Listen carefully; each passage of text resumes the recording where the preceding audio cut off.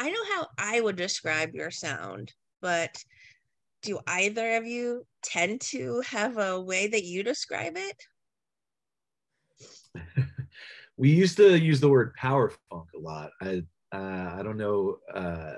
Chaotic dance music. Chaotic dance music. That's a good I one. don't know.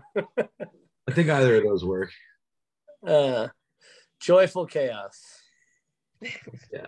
Yeah. And it's, it's changed a little over the years. So we, as you might know, we just put out two different records that have two different sounds to them. But overall, I would say, we tended to play heavy groove music, often quite loud. Sometimes very fast. Fast and loud. Yeah. I mean, you guys surprised fans with these two posthumous albums. What made now kind of the right time to say goodbye to Turkuaz?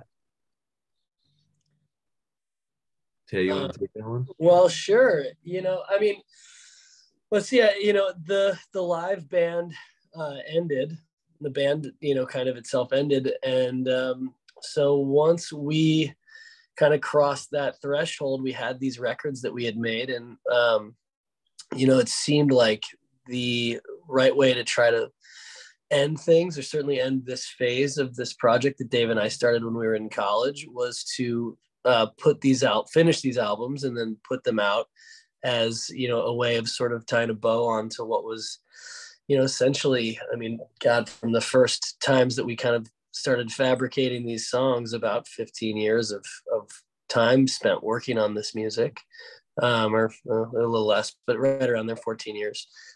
So it felt right as a result of circumstance. And I think more than anything, we both just felt proud of the music we'd put on these recordings. And so as the live band and the band that you hear on the records was ending, making sure that this music saw the light of day was pretty important to both of us. Very bittersweet, my friends. Yeah. So it's a bitter thing, it's like a dark piece of chocolate. All cacao in this motherfucker, That's a great way to describe it. It's a fucking chunk of cacao in your mouth. Where do the titles for each of these albums stem from? Dave, you want to take that one? Our co-producer Rob definitely had a lot to do with it. He was part of the conversations early on, because we were, I think it was always going to be sort of a juxtaposition between the two records. Mm-hmm. Way back, there was a point where we were going to call them Hindsight 2020 because they were going to come out in 2020, but obviously a lot of things went real differently from how this went a little left. But in that case, like Hindsight being the more sort of retro throwback one, and 2020 being the more kind of like, modern or even futuristic sounding one. And then as we realized that wasn't going to work anymore as a concept, we still wanted something to have the two records be related to each other, but almost treat them like opposites in a way. And, I think calling them Heaven and Hell would have been a little too on the nose. And so we just explored titles that we felt like, sounded like us, because we've always kind of had like weird names for things, and just matched the music and still carried that meaning with it. And then once we were still probably only about halfway through finishing like writing at that point, so we were able to work in some of those themes to the record from that sort of halfway point onward. Apollyon is I believe it's ancient Greek sort of version of or depiction of hell. It's actually quite interesting if you do some reading about it. It's not quite that simple, and there's some like sort of weird crossover between the two, which I really liked about it. And Paradiso, obviously, people are a little more familiar with, and it's just such a classic sounding title. So I thought that was a appropriate one as well. So yeah, it was fun. I was at a wedding this weekend of our good friend Eli Winderman's, and just talking to a few people about the records and the process outside of the titling of them. I thought about it, and we had talked about it, but it was cool to hear reflected back from a couple people that Apollyon sounds grittier and rawer as you'd expect, as we'd expect based on how we made them and the intent of them, and Paradiso sounds cleaner and brighter. And that the sonic heaven and hell thing, outside of the styles even, or the compositions, because I think there's pretty big differences there too, but just the mix technique on each of them being sort of on a heaven and hell kind of aesthetic was something that was reflected back to me from friends I hadn't seen since we'd put it out, who had listened to them, which I thought was kind of a cool thing to just receive back, and just, it's like, oh, cool, you guys heard it, great. That's what we were going for. It worked. It worked. Yeah. Well, the singles Strange People, Strange Times and Feel No Pain are out. What is it about these tracks that made them right for the release as, I guess, singles per album, and they fit nicely with those aesthetics? I think lyrically and title wise, Strange People, Strange Times it was the first single we put out in this whole cycle. It was the first thing people had heard from us since the breakup. And, it's kind of funny to think that song was started back in, I think, 2019, before even the pandemic. And, little did we know what strange times were coming, not only for the entire world for the pandemic, but more specifically for us as a band and us in our personal lives and everything. So it just felt really appropriate for that to be the thing to lead with. It also happened to be one of our favorite tracks, and one that we'd had completed for quite a while. And Feel No Pain was I was just sort of selected as a B-side for that. I think that one had a little bit less of lyrical significance, but honestly, it's kind of amazing, like listening through both records, like looking through the lyrics of a lot of the songs, it's really is hard to believe. Like there's this one called The Next Phase, that's the last track on Apollyon, and if you look at the lyrics and look at the context of everything going on, it's like pretty hard to believe that it wasn't written specifically for the situation we ended up in. But I don't know, it's just those things work out serendipitously like that sometimes. Or maybe things were brewing underneath the surface before things actually came to a head, and it was in there somewhere and it made its way into the lyrics. So pretty happy with, again, I mean, bittersweet like we were saying, but happy with how representative a lot of these lyrics are of kind of where we're at and how things felt, and Truth, man. Yeah, exactly. It's real. It's real. It all happened. Well, Taylor, what song or songs on each of these albums kind of holds a special significance for you, and what makes it so special for you?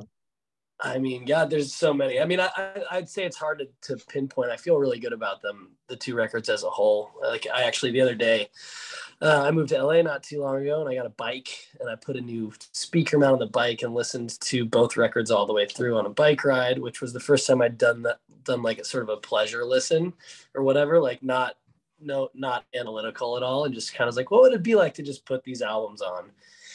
And just to kind of like, it's more of a user experience on like a shitty Bluetooth speaker on a bike ride. What is this like? How'd we do? We did great. I was, I mean, I've got, there's like plenty of emotion there too. So maybe I'm not the perfect test. You're not the average listener. No, but I will say, like, more so than like, I mean, I could single out tracks, I guess, but like, honestly, it just, the flow was really apparent to me, and I loved that. And then there's just moments, like the key change in Valdaro is like beautiful and great. I love that moment, I mean, God, there's so many, but like Brain Drain, Mikey's drum solos, like fun, crazy and awesome. So it's like, there's just, and I could, there's a lot of little points, but I guess I'd say that, I'm just proud of and happy with the way that they kind of came together as a sort of what felt to me or feels to me like sort of a fully conceived idea. I'll maybe go so far as to say a piece of art, but that's a little bit pretentious as whatever. But as I took it in, listening to it that way, I felt proud of it having some completeness, which was the goal. So that's like every time you make a record, you want it to feel like some singularity in the context of a group of songs, and particularly like a double concept album, whatever, like for that to still maintain that feeling for me versus me looking at it and being like, ugh, that didn't work at all, which is how I would expect to feel with a big undertaking like this, was something that made me feel proud about it. What about you, Dave? Do you have any personal favorites? I mean, they're all your children. Yeah. They're all our children, but at 26 children is a lot, so there have to be some favorites, right? Yeah. Some of them are a little bit fucked up. Yeah, I really like the end of Paradiso, just because also I feel like it just does a good job of sort of wrapping things up. So this last sequence, it's like the fourth side of the record. Yeah, I agree with that. It starts with In Heaven, which is this cover of a David Lynch song that we did. It's the only cover song on any like original Turkuaz album that we've ever done, and it's from Eraserhead, but it's really, really creepy. And Josh sings it, and the lyrics are, "In heaven, everything is fine," and it's sort of this like juxtaposition of like these pleasant lyrics with this really, really creepy and dark sound. Doesn't sound fine. It doesn't sound fine. It doesn't sound like things are fine. And then that sort of explodes into this song that ended up being called Heart and Soul Number 9. That is one of the more recent ones we finished up. So it feels really fresh, and it was kind of written with being the end in mind. So there's some significance there with those lyrics. And then the last track is called Crystal Ball, which is one we've had for a while, but also just feels really sentimental and like a really, really nice way to end things. So I'd say that those last three on Paradiso are my favorite.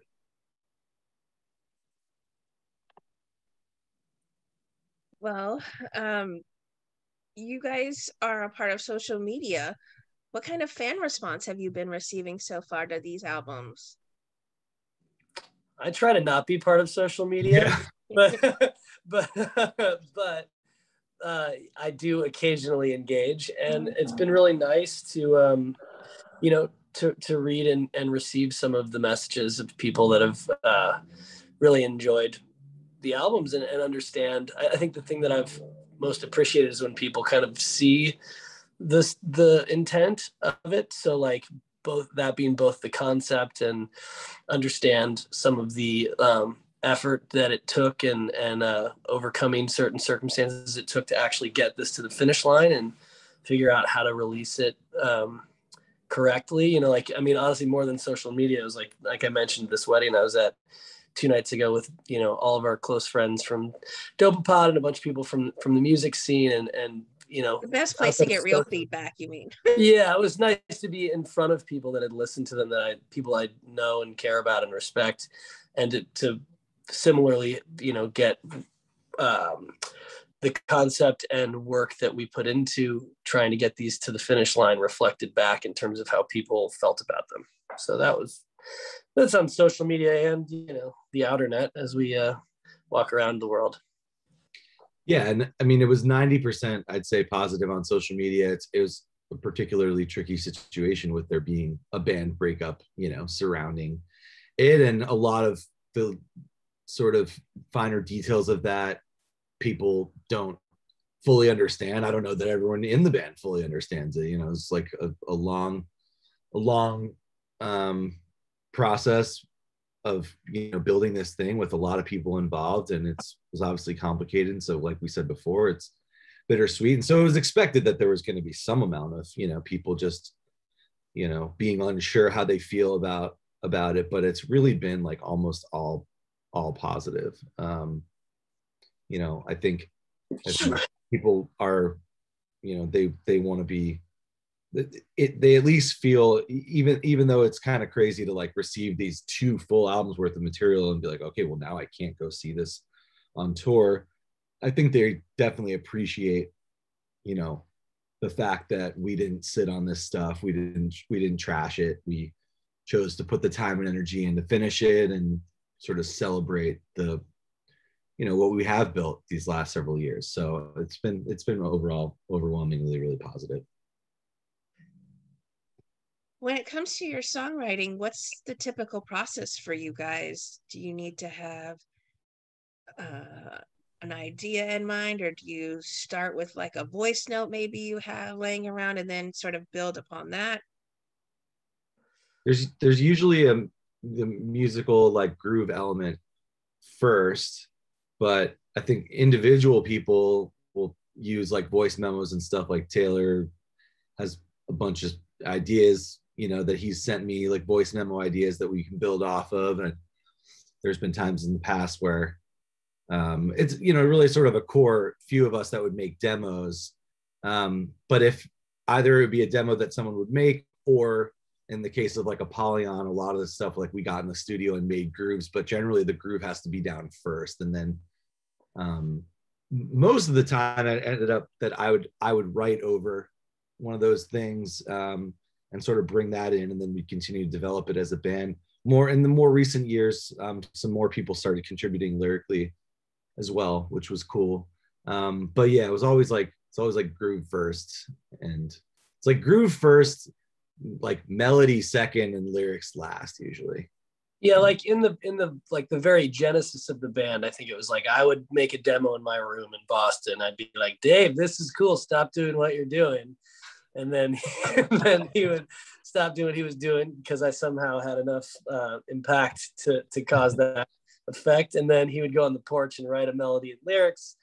Then we'd put that, and then horns. And then that's maybe like the first template. And then songs happened a lot of different ways over the years. But I think that always remained at least a primary, or at least, you know, solid part of our writing process is like whoever made the demo, not that it was just me, certainly, but, you know, demo, instrumental demo to Dave, to concept, melody, vocals, then arrangement happened together a bunch as a band. Yeah. Taylor touched on it a bit, but we were talking about production a little bit ago. How much of a hand do you guys have, or how much of a say do you guys have when it comes to the production? Quite a bit.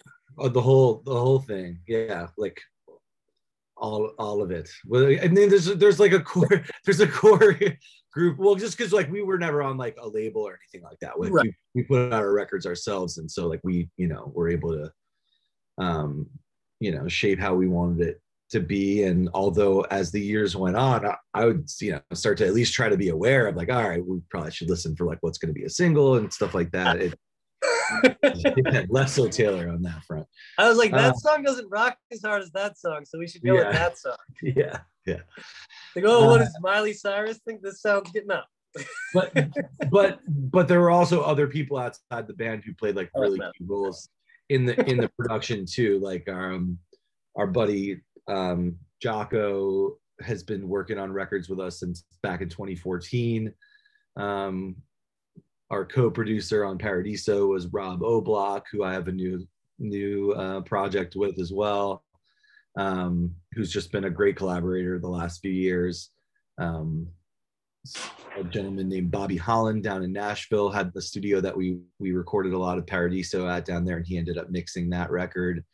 And so it's I think there was always like a couple band members, you know, most recently obviously Taylor and I being the two, but who were like, you know, really focused on records. It wasn't like we had all 9 people in the studio at all times, but there would be like a sort of a couple of us there, and then a couple other key people who really helped shape the sound of the recordings. But that's always been, I think starting in 2014 or so onward, it really was more of a discussion beforehand of like, what do we want each project to sort of sound like? I think back in the first few albums, it was like, just try to get down the best version we can of these songs that we've arranged and been playing live. And there was sort of a really cool switch that happened back when we did our Digitonium album, that we became a lot more focused on production. Totally. Well, now that you guys have gone your separate ways, what's next for both of you? Do you have new music individually coming out? Mm-hmm. I guess I can go first. I'm in a hotel room right now, about to start tour with the band Ghostlight that I just joined, whom I love and have admired for a long time, and was lucky enough to get called to ask to join. And Ghostlight's got a new record coming out in like a week, a little less than a week, on the 7th. And yeah, we're just Thursday is the first day of fall tour, so that's what I have coming up in the short term. And I know Dave's got a lot of projects he's working on right now too. Yeah, I've been releasing singles from 2 brand new projects. One of them is called New Originals, and that's the one that is with my buddy Rob O'Block, who's based out of Nashville, Tennessee, and he's the one who co-produced the Paradiso Turkuaz record with us. So we've released 2 singles from that project, and that was we on both singles actually. Daru Jones, who's from Jack White's band, who's a really great drummer, played drums. And then we had our friends who Turkuaz worked with, Jerry Harrison, Adrian Ballou, on the first track that we put out for that. So we've had some really cool musicians collaborating with us. And we're working towards a full album for that, I think, early next year. And then my other project's really more like my true solo project, like more like Beatle-y, songwriter-y kind of stuff that I really grew up on. And that's called Band for Sale. And that's a record that I've been working on for a long time. Taylor actually plays some bass on that record. A bunch of good friends, great musicians play on that. So those are my 2 new projects, New Originals, which you can find at New Originals Music, and Band for Sale, just at Band for Sale. So, and and Dave and I always have little plans in the cooker to work on music together, and so that'll just continue. Yeah. We're both out in LA now, and there's all kinds of stuff that the future will hopefully hold. Just not under the Turkuaz banner. Not for now. Well, my last question is for you guys.